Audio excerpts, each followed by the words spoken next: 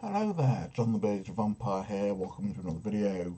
I'm going to do a quick kind of favourite band thing, only a brief one.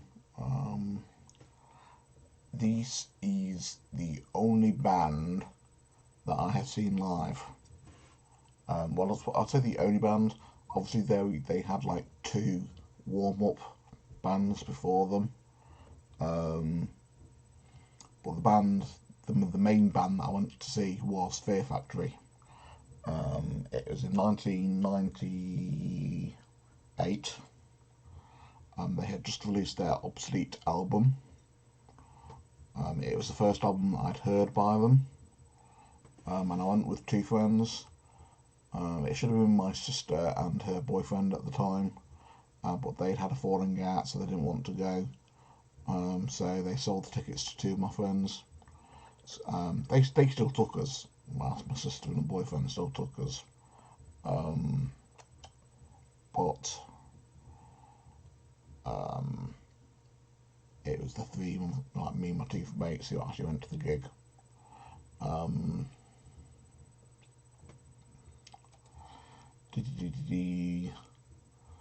They were formed, so I'll bring up the Wikipedia for them, which you should see now. As it says here, they are an American heavy metal. They are an industrial heavy metal, kind of techno-y kind of metal kind of thing. Formed in 1989, so they've been around for quite a while. They're on a bit of a break at the moment, I feel. But it says here their main style of groove and metal and industrial metal.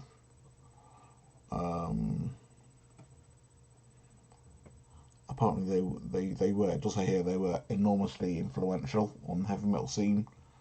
They had such a style that everyone tried to beard in my hair, sorry, yeah.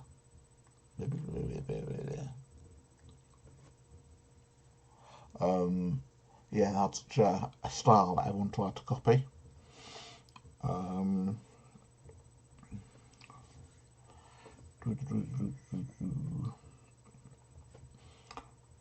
They've had a bad sound by the looks of it, a few kind of issues with recording labels and stuff.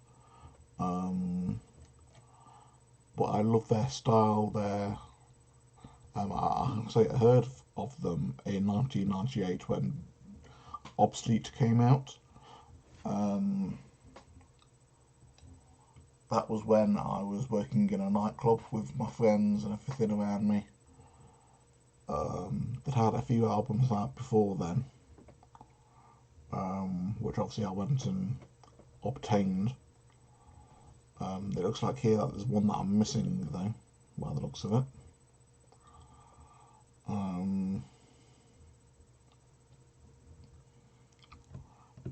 And I just loved their style because, like I say, it was kind of like upbeat and kind of sharp edges and grooves and so on. Very industrially, kind of like mechanised music. They use like drum synthesizers to get the really fast drum beats, and a lot of people have problems with that because they say that obviously when you go on gigs and go on tours, they've got a drummer and he can't keep that same fast beat, so it's not quite the same sound.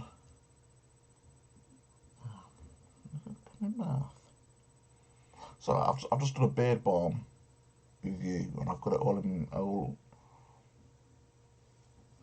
beard hair in my mouth. Yeah, so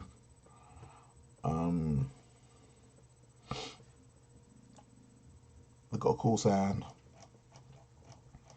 The two bands that they were supported by when I went to see them in 1998 was a band called Kilgore. They didn't go on to do much. Not in England, then, at least. Whether they did anything in America, I don't know. And an unknown band at the time called Spineshank, who went on to become fairly big in the metal world. Not massive. They had a couple of albums out, 2 or 3 albums out, but they had quite a big presence. They've got a couple of songs that are massive hits in the metal world. As you can see, there's quite a lot of stuff there. Discography there. We have Soul of a New Machine. That's more kind of death metal in style. It's not really their industrial style. Demanufacture. What's missing here is they've got Demanufacture, and then they did a remix album called Remanufacture. Obsolete, Digimortal, Archetype, Transgression, Mechanized, The Industrialist, Genexus. I feel that there's one missing. Just bear with me. Music. Albums. It's all my music here.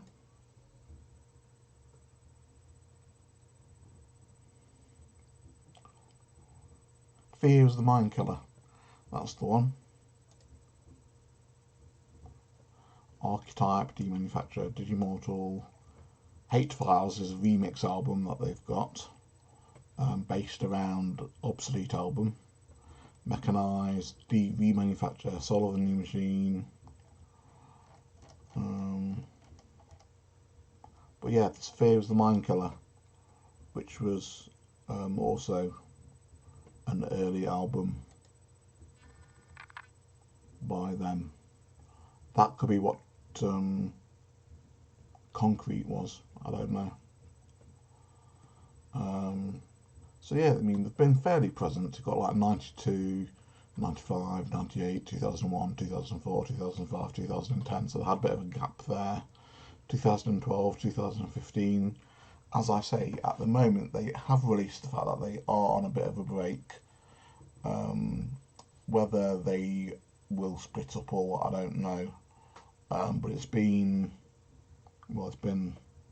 5 years. So whether they'll ever get back together again to do music, I don't know.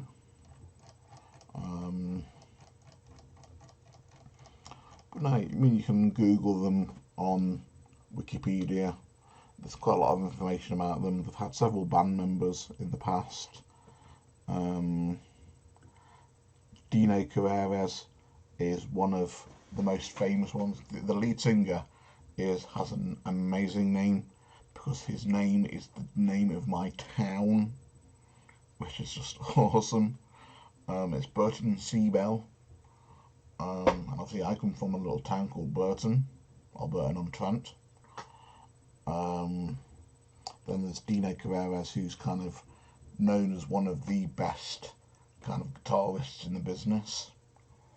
There's Tony Campos, who is more famous for being in Static X, and he occasionally gigs with Fear Factory at some point.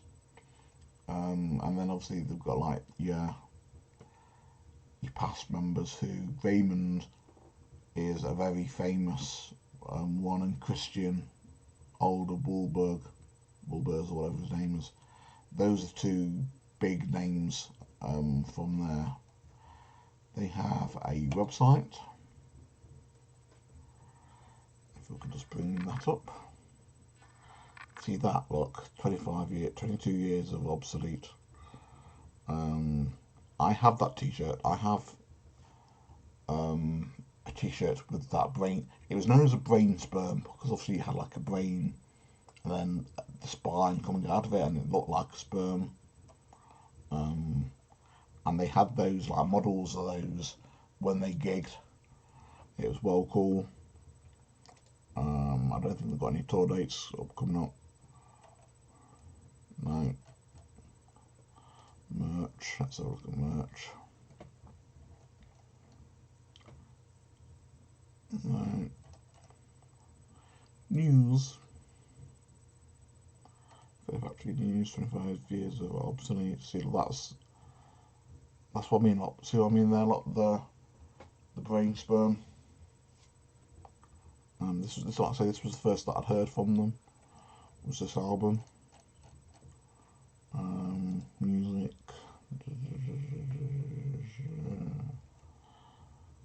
Access. So you can always MP3s or CDs. All the time, look, their image has changed. I mean, there's not really a logo there for them. But eventually they kind of had, with the obsoletes, they had like a cool little logo, and with Digiportal they had a cool logo. That's the double F's there. Again, a kind of repetitive kind of double F, but kind of a bit different. Again, a double F there. And again, a different kind of double F there. And then the Nexus kind of went away from it a little bit. I've got all these albums, plus the remix albums that they haven't shown on here. Which is a little disappointing.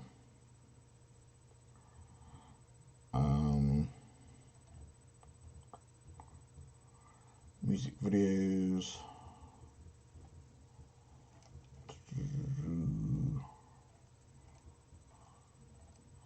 They did for the obsolete.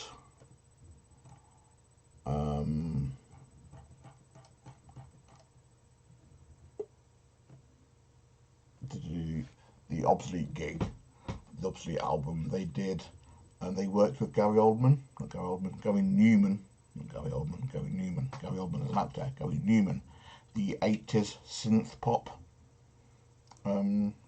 artist, who made, and because of that he made quite a bit of a comeback in the late 90s, early 2000s, because they did a remix of his cover of his version of Cars. It's a cool little video. It's like they're in space and it's the car in space. Whether that's where Elon Musk got the idea of launching one of his cars in space, I don't know. But they're in space, and it's like he starts off singing as Burton C. Bell, and then he kind of like goes like that, and then he morphs into Gary Newman. It's like, well, cool. It's a really cool video. Their videos have always been fairly decent videos, but I loved that one. So yeah, that's Fear Factory for you. Go back to me again.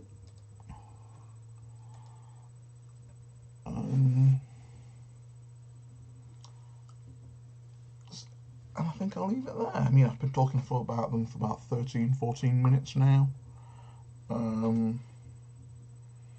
which I think is plenty enough time to talk about them. As I say, they've had those albums that weren't mentioned in the discography. They are official albums that I've got. You know, they are actual proper Fear Factory albums, but they're just remix albums, and for some reason remix albums don't really count as discography albums. I don't know why. But anyway, I shall leave it here. Hope you've enjoyed this video. This is number 6 in my favourite bands. Hopefully you're getting a bit of a taste as to what my music kind of feelings are like. They're normally all kind of edged towards metal and different types of metal, but metal as a genre is so vast. It's always cool to see different types of metal that I like. As I say, hope you've enjoyed this video. If you have, like, share, comment, subscribe, do all that lot. I do appreciate it when you do. And I'll see you all in another video. Bye.